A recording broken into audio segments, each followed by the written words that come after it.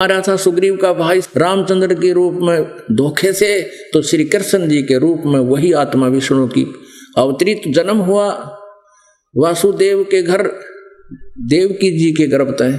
फिर बाली वाली आत्मा एक शिकारी बना श्री कृष्ण जी के पैर में तीर मार कर उनका वध किया, टिट फॉर टैट पूरा किया।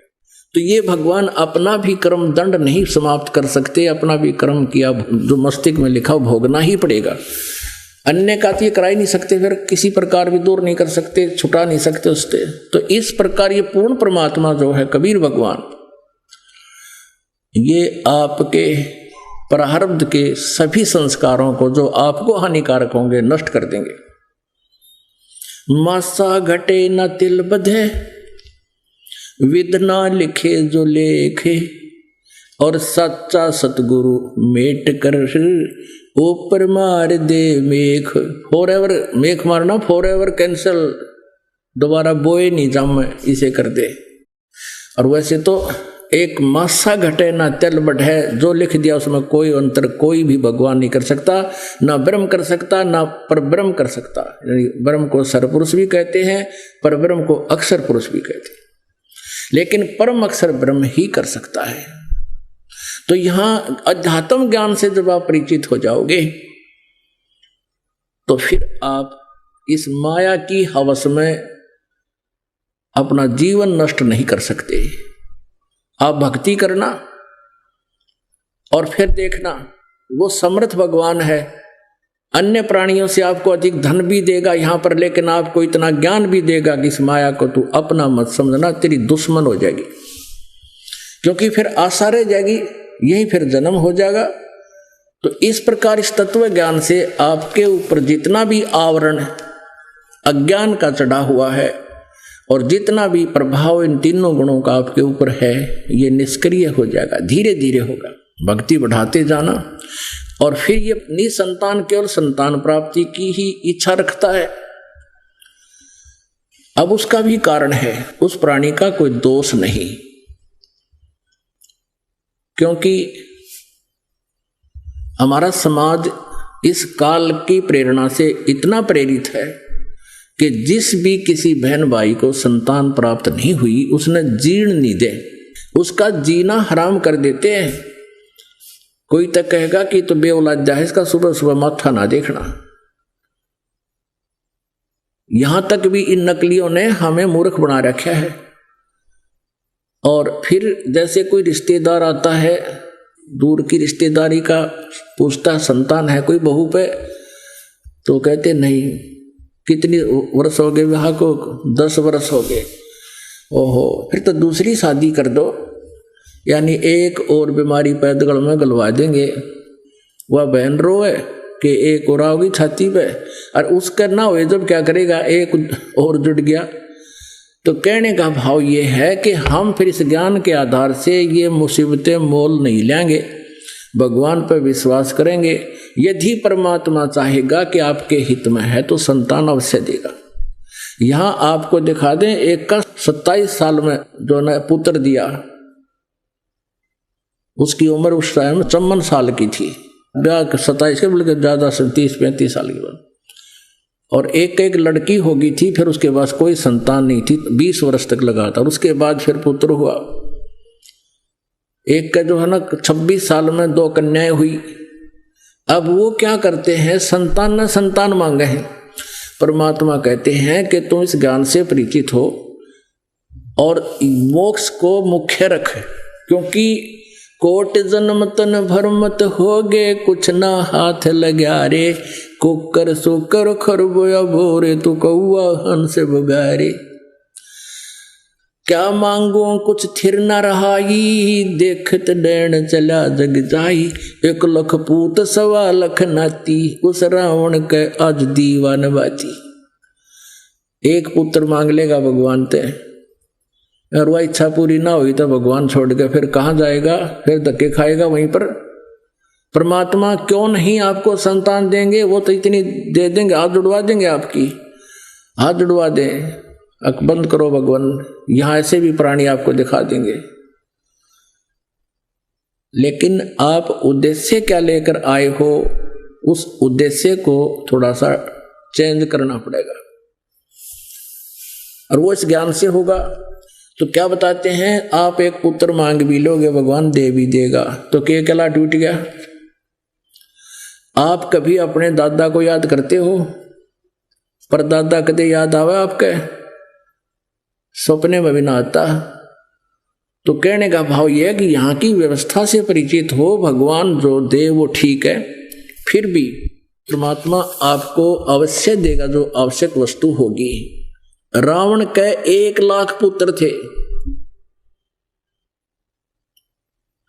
और 1 लाख के 1 लाख उस युद्ध में मारे गए।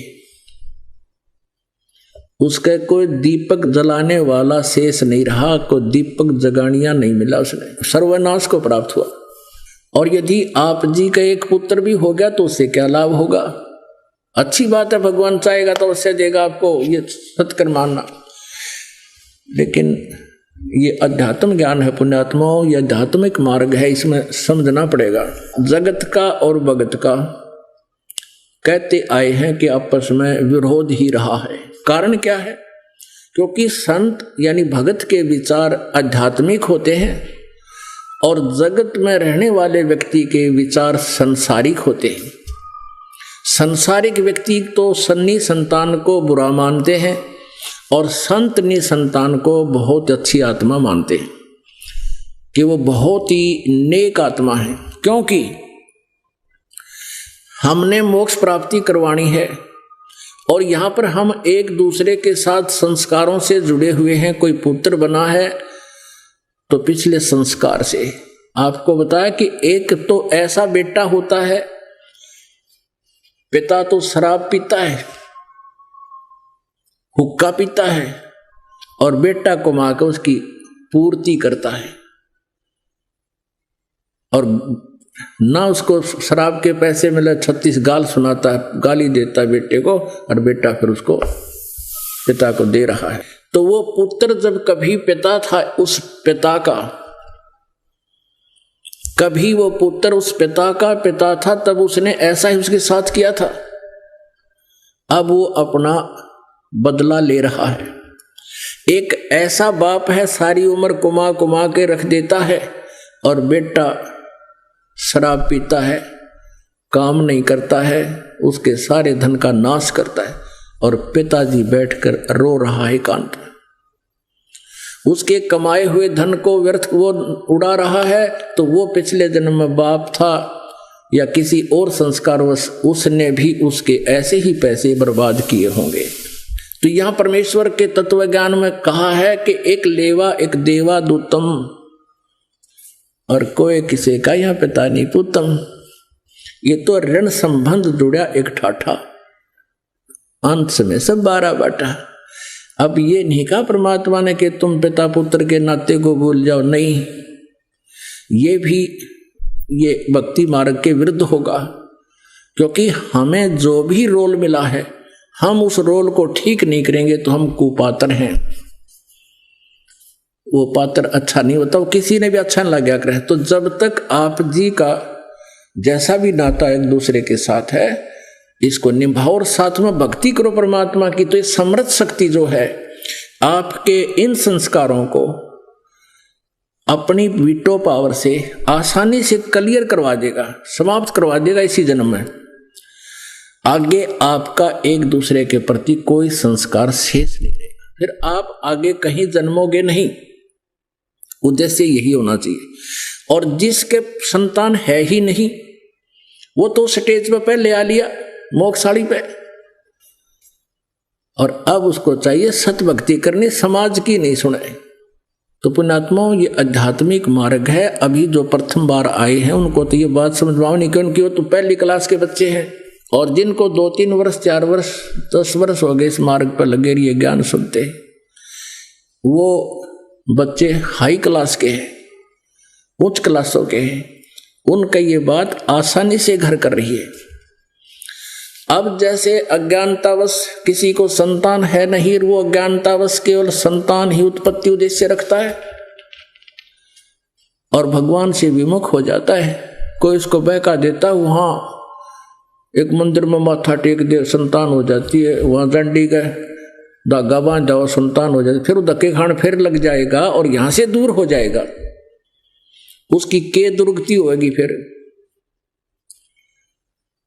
अब क्या होता है कि फिर वो एक किसी या तो अपने घर में किसी चाचे भाई का भतीजा लेगा गोद, और या फिर कोई अन्य रिश्तेदारी में तो कोई गोद लेगा। और ये आपको इतना अनुभव नहीं, हमें अनुभव है, या जो बुजुर्ग हो लिया हमारी उम्र के उन्हें भी अनुभव है। अंत समय में क्या होता है कि उस पुत्र जो गोद लिया उसका ब्याह होगा, उसकी पत्नी आवेगी, और फिर खटपट तो यहाँ की पहला काम है इस काल का, तो सबके साथ खटपट तो करवावे ताकि इनको शांति बनी रहे। तो फिर वह बूढ़ा बुढ़िया हो जाएंगे, वो निसंतान, और वो दत्त पुत्र उनके पास होगा, और वो एकांत में बैठ के सोचा करें कि हमारा अपना बेटा होता तो आज न्यो ना बोलता ये। तो उनकी बुद्धि पर पत्थर गिर जाते हैं। उनको चाहिए कि उन मिलने जाके जिनके पुत्र हैं वो किसी टाट काट रहे बुढ़िया की, किस तरह बात करते हैं बिना ज्ञान के। और जब ये ज्ञान हो जाएगा, भगवान से डर हो जाएगा,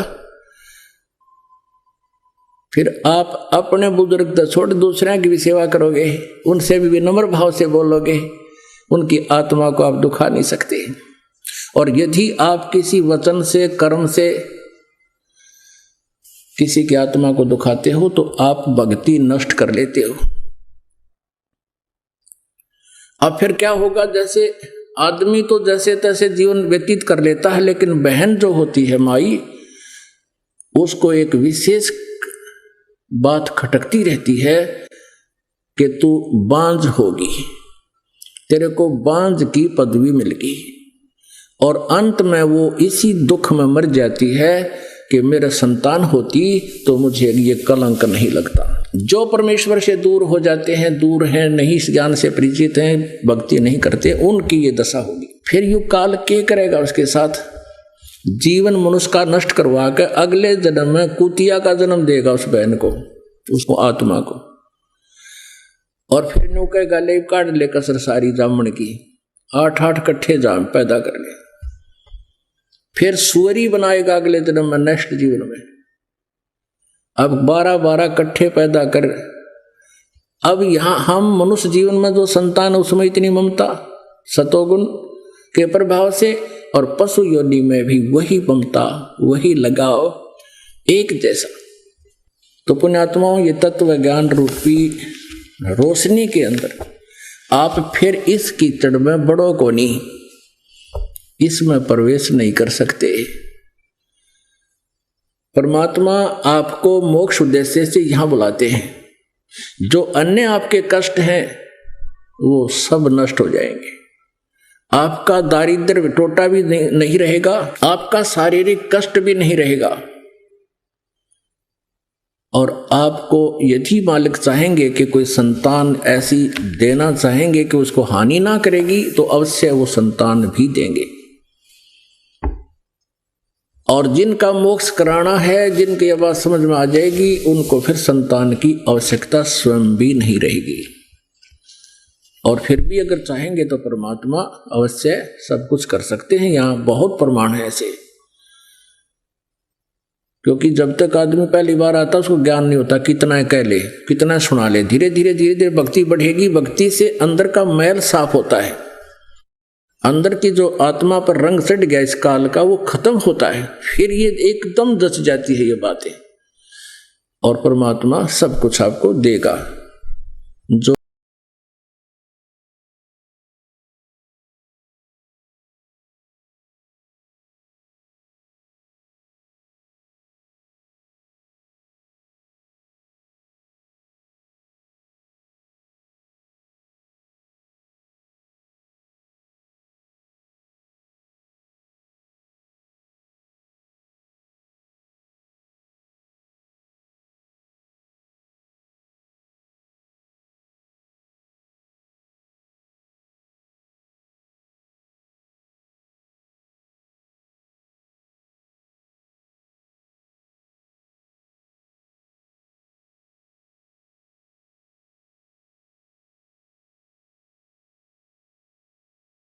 तो आवश्यक और भक्ति बाधक ना हो।